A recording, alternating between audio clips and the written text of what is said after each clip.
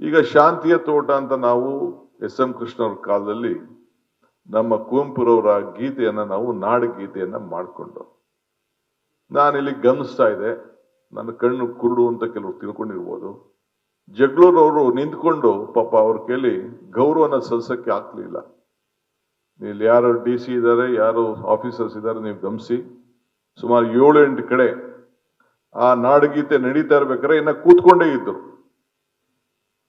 ಒಂದು ಗಮನದಲ್ಲಿ ನಾನು ಹೇಳಲಿಕ್ಕೆ ಬಯಸ್ತಾ ಇದ್ದೇನೆ, ನಾನು ನನ್ನ ಮೇಲೆ ನಾನು ವಾಚ್ ಇಟ್ಕೊಂಡಿದ್ದೇನೆ. ನನ್ನನ್ನೇ, ನನ್ನ ಆ ನಡತೆ ಬಗ್ಗೆ, ನನ್ನ ಮಾತಿನ ಬಗ್ಗೆ, ನನ್ನ PAಗಳು, ನನ್ನ ಸ್ಟಾಫು, ನನ್ನ ಸಿಬ್ಬಂದಿಯವರು ಏನ್ ಮಾಡ್ತಾರೆ, ಯಾವ ರೀತಿ ನಡ್ಕೊಳ್ತಾರೆ, ಸೂಟ್ ಬೂಟ್ ಹಾಕೊಂಡಿರೋನ ಹೆಂಗ್ ಬಂದು ಆಂಟಿ ಚೇಂಬರ್ ಕರ್ಕೊಂಡ್ ಬರ್ತಾರೆ, ಹೆಂಗ್ ಒಳಗಡೆ ಬಿಡ್ತಾರೆ, ಅವನ 500 ರೂಪಾಯಿ ನೋಟ್ ಕೊಟ್ಟ ತಕ್ಷಣ ಯಾವ ರೀತಿ ಅವನ ಗನ್ಮೆನ್ ಟ್ರೀಟ್ ಮಾಡ್ತಾನೆ, ಇವೆಲ್ಲ ಕೂಡ ನನಗೆ ನಂದೇ ಆದಂತ ಅನುಭವಗಳನ್ನೆಲ್ಲ ನಾನೆಲ್ಲ ನೋಡಿದ್ದೇನೆ.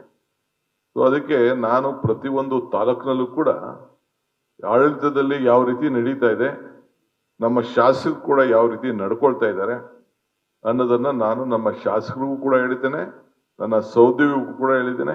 ನಾನು ಸುಮ್ಮನೆ ನಿಮಗೆ ಒಂದು ಉದಾಹರಣೆ ಕೊಟ್ಟಿದ್ದೇನೆ. ನಾನು ಇಲ್ಲಿಂದ ನನಗೆ ಜಗಳೂರು ಕಾಣಲಿಲ್ಲ ಅಂತ ತಿಳ್ಕೊಳಕ್ ಹೋಗ್ಬೇಡಿ.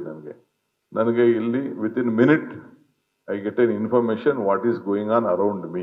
ನಾನು ಇನ್ನ 7 ತಾಲೂಕು ಕಚೇರಿಗಳಲ್ಲಿ ಅದೇ ರೀತಿ ಕೂತಿದ್ರು. I will leave to the officers. Video recording ಇದೆ. ಯಾಕೆ ಕೂತಿದ್ರು ಅಂದ್ರೆ ಗೌರವ ಯಾವ ರೀತಿ ಕೊಡಬೇಕು ಅನ್ನೋದು ಬಹಳ ಮುಖ್ಯ. ನಾವು we have to set an example.